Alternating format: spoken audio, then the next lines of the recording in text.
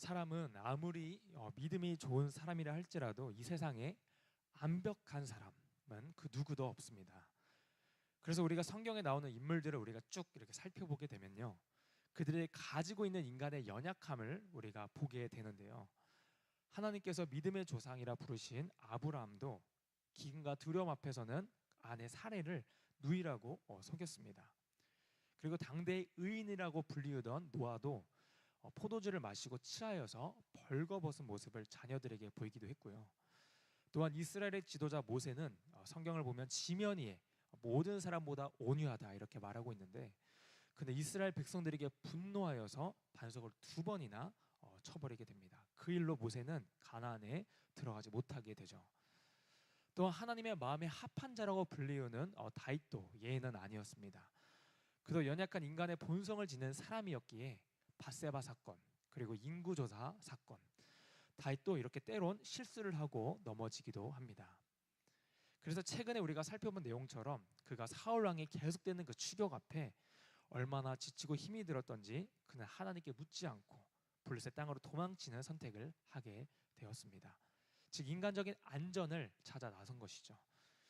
이처럼 사람은 자기가 정말 힘든 상황이 찾아오거나 막다른 코너에 몰리게 되면요, 그가 아무리 믿음 좋은 사람일지라도 때론 하나님의 방법이 아닌 인간적인 방법과 수단을 의지하고 찾을 때가 있다는 것입니다. 그런데 언제나 신실하신 하나님께서는요, 그럼에도 다윗을 끝까지 포기하지 않으시고 이끌어 주십니다. 언제나 그와 함께 하십니다. 사람은 실수할 수 있습니다. 그러나 하나님은 결코 실수하지 않으십니다. 하나님의 계획은 결코 멈추지 않으십니다. 다윗을 보면요, 우리는 하나님이 함께 하시는 자의 특징을 우리가 뚜렷이 볼 수 있는데요, 다윗이 사울의 계속되는 위협을 피해 블레셋에 도망을 쳤어도요, 하나님께서 그곳에서도 모든 것을 합력하여 선을 이루십니다. 다윗이 블레셋 가드왕 아기스에게 의지하며 이 시갈락에 거할 때조차요, 하나님은 그를 외면하지 않으십니다. 그곳에서 다윗을 따르는 600명의 군사를 하나님께서 훈련시키십니다. 그래 훗날 다윗이 이스라엘 왕이 되었을 때, 그래 나라를 세워갈 때 그들의 큰 공헌을 하게 되죠. 이뿐만이 아닙니다. 블레셋 가드왕 아기스가 다윗에게 이스라엘을 치러 가자는 제안을 하게 되는데요, 다윗은 자기의 동족인 이스라엘과 싸울 뿐만 이기의 순간에 놓이게 됩니다. 그런데 하나님께서는 다윗이 블레셋 사람들의 미움을 사게 하셔서 전쟁에 참여하지 못하도록 막으십니다. 하마터면 자기의 동족 이스라엘을 공격해야만 하는 그런 난처한 상황 속에서 하나님은 다윗을 건져내주십니다. 이게 바로 하나님이 함께 하시는 자의 특징이라는 겁니다. 사람이 인생을 살다 보면 수많은 우여곡절을 겪게 되는데, 하나님이 함께 하시는 사람은 그때마다 하나님이 개입하여 주셔서 피할 길을 열어주시고 위기의 상황과 문제 앞에서 건져주심을 경험하게 된다는 것입니다. 그런 은혜를 체험한 다윗이 그의 삶에 이런 고백을 합니다. 우리 시편 18편 1절에서 2절 말씀 함께 읽겠습니다. 나의 힘이신 여호와여, 내가 주를 사랑하나이다. 여호와는 나의 반석이시오, 나의 요새이시오, 나를 건지시는 이시오, 나의 하나님이시오, 내가 그 안에 피할 나의 바위시오, 나의 방패시오, 나의 구원의 뿌리시오, 나의 산성이시로다. 아멘. 우리는 지난 29장까지 다윗이 마주했던 그 깊은 딜레마를 우리가 살펴봤습니다. 앞으로도 못 가고 뒤로도 못 가는 진퇴양난의 순간을 우리가 봤습니다. 사실 이 모든 상황의 출발점은요, 다윗이 하나님께 묻지 않고 인간적인 방법으로 또 블레셋을 피난처로 삼아 도망친 곳에서 비롯되긴 했습니다. 그러나 하나님은요, 그럼에도 다윗에게 신실한 은혜를 베풀어 주십니다. 아마 다윗은 이 상황을 통해 깊이 깨달았을 것입니다. 이제는 내 인간적인 깨와 방법이 아니라 언제나 하나님께 묻고 묻는 그런 자리로 다시 나아가야겠구나. 그 깨달음 직후에 맞이한 사건이 바로 오늘 본문 30장 말씀입니다.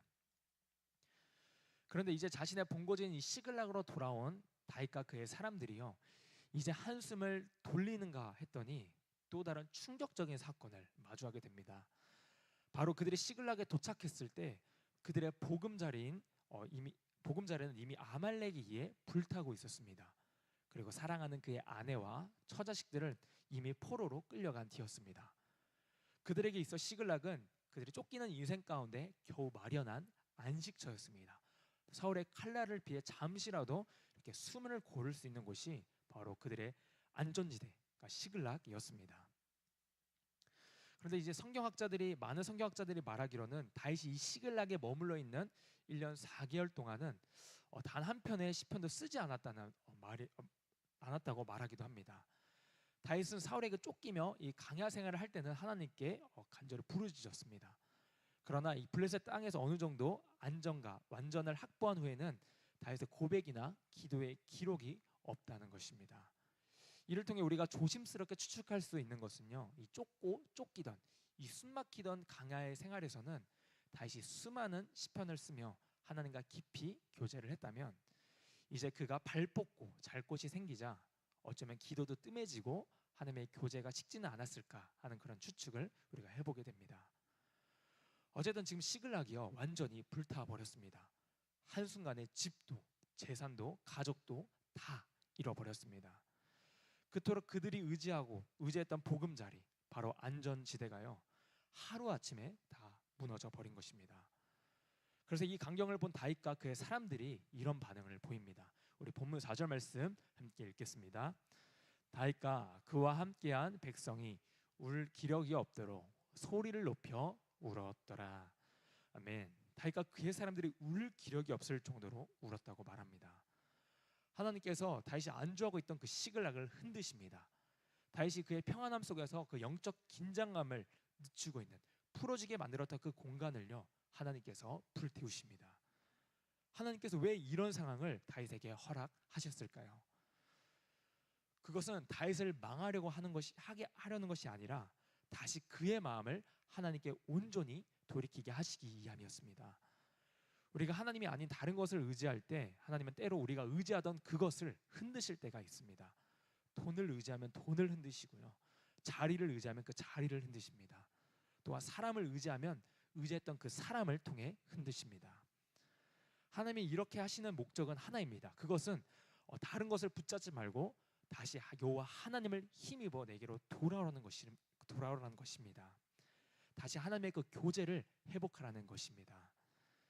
그런데 다윗은 이 슬퍼할 겨를도 없이 더 심각한 위기가 찾아오는데요. 그것은 바로 가족을 잃은 그 600명의 군사들이요, 자기의 처자식을 잃은 그 슬픔 때문에 크게 분노하기 시작합니다. 심지어 다윗을 돌로 치자는 이야기까지 나옵니다. 다윗에게 다시 한번 난처한 상황이 찾아오게 되는 것이죠. 이제 다윗은요 이번에는 완전히 고립되었습니다. 전에는 사울을 피해 블레셋 땅이라도 도망쳐 갈 수도 있었지만 이제는 집도 잃고 가족도 잃고 심지어 지금까지 함께 동고동락했던 사람들에게 죽을 수 있는 그런 위기에 놓이게 됩니다. 이런 절체절명의 순간에서 다윗은 과연 어떤 결정을 내렸을까요? 그가 취한 행동은 무엇이었을까요? 본문 6절 말씀 함께 읽겠습니다. 백성들이 자녀들 때문에 마음이 슬퍼서 다윗을 돌로 치자 하니 다윗이 크게 다급하였으나 그의 하나님 여호와를 힘입고 용기를 얻었더라. 아멘. 다윗이 그의 하나님 여호와를 힘입고 용기를 얻었더라. 이 말씀이 오늘 바로 사무엘상 30장 말씀의 핵심 메시지입니다. 여호와를 힘입고 다윗은 여호와 하나님을 붙잡습니다. 이 시글락에 불타고 이제는 도망칠 길도 전혀 보이지 않는 이 순간에서 다윗은 정신을 차리고 다시 하나님을 붙잡습니다. 그리고 곧장 제사장 아비아달을 불러 이런 행동을 취합니다. 보면 7절과 8절 말씀 우리 함께 읽겠습니다. 다윗이 아히멜렉의 아들 제사장 아비아달에게 이르되 원하건대 에봇을 내게로 가져오라. 아비아달이 에봇을 다윗에게로 가져가매 다윗이 여호와께 묻자와 이르되 내가 이 군대를 추격하면 따라잡겠나이까 하니 여호와께서 그에게 대답하시되 그를 쫓아가라. 내가 반드시 따라잡고 도로 찾으리라. 아멘. 지금 다윗이요 한시가 급한 상황입니다. 자기 사람들을 진정시키고 어르고 달래서요 어떻게든 빨리 아말렉을 추격하여 그 뒤를 쫓아가야 하는 그런 상황입니다.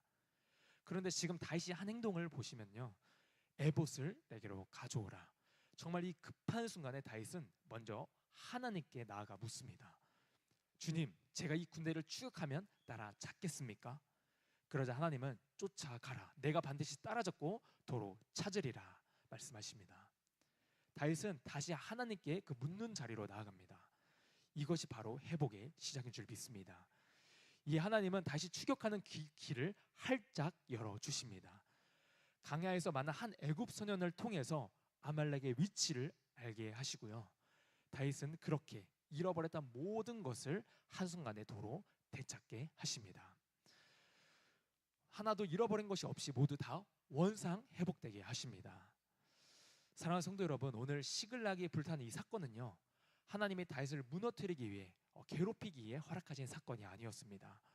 오히려 다윗을 다시 하나님께로 돌이키게 하는, 다시 여호와 하나님을 힘입어 붙잡게 하는 그런 은혜의 시간이었습니다. 우리가 하나님이 아닌 다른 것들을 더 사랑하고 의지하고 붙들게 되면요, 하나님이 그것을 빼앗거나 가져가실 때가 있는데, 그것은 우리를 괴롭히거나 망하게 하려고 하시는 것이 아닙니다.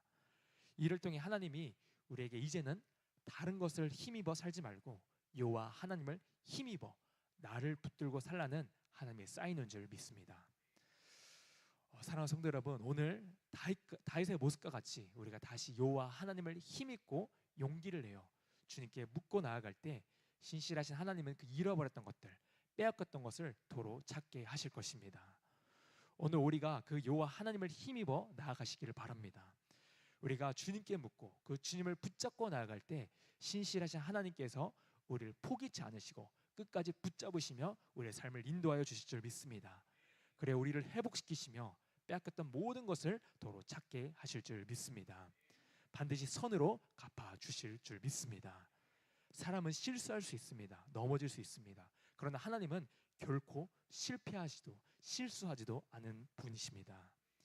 이 놀라운 회복과 승리의 은혜가 오직 하나님만 전적으로 붙잡고 의지하는, 그리고 그렇게 살기로 결단하는 우리의 삶 가운데 가득하시길 주님의 이름으로 축복합니다. 기도하겠습니다.